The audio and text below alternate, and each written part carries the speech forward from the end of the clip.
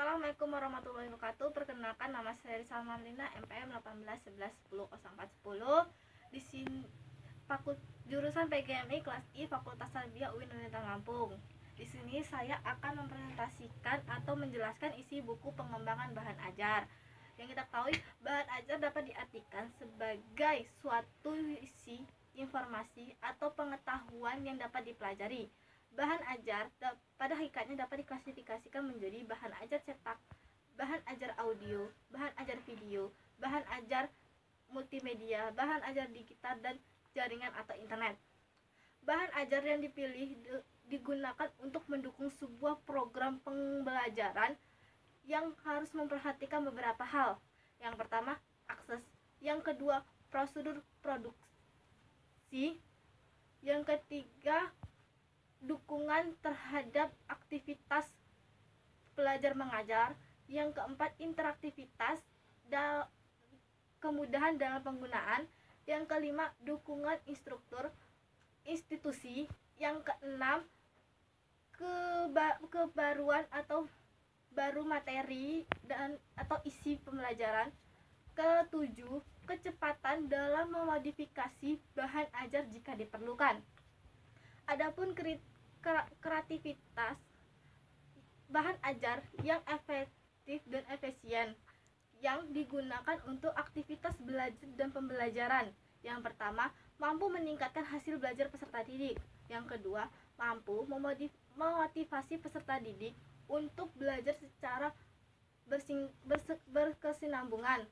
Yang ketiga, mampu membuat peserta didik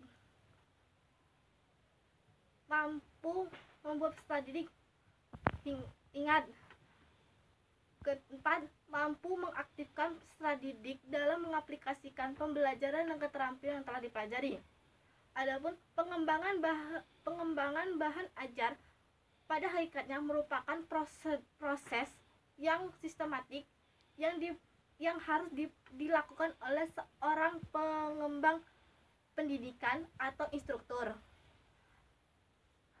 Langkah umum yang digunakan untuk mengembangkan suatu bahan ajar adalah dengan menggunakan pendekatan ADIE yang terdiri dari sejumlah langkah sistematik.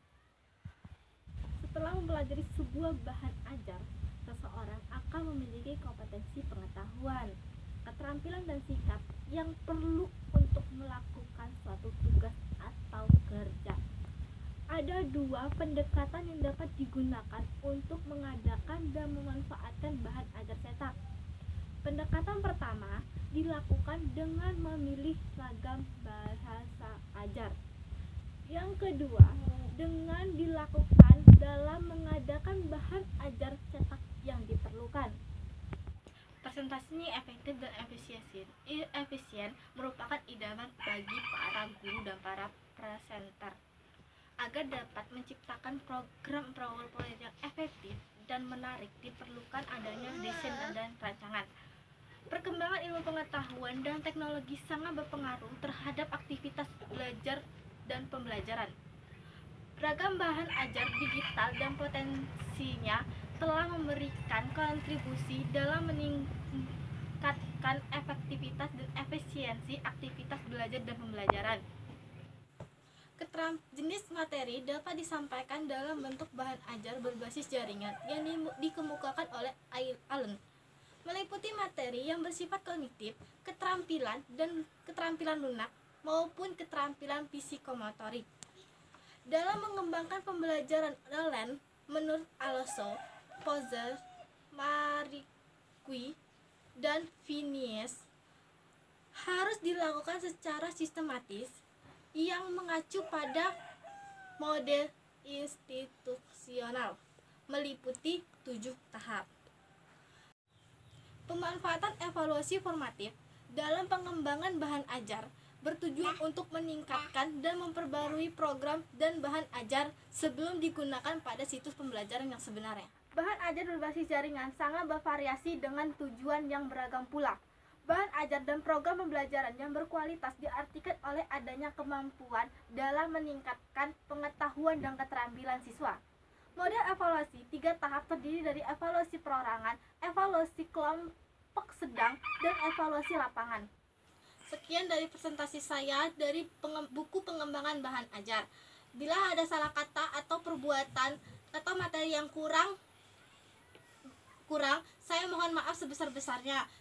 Dan terima kasih untuk yang sudah mendengarkan.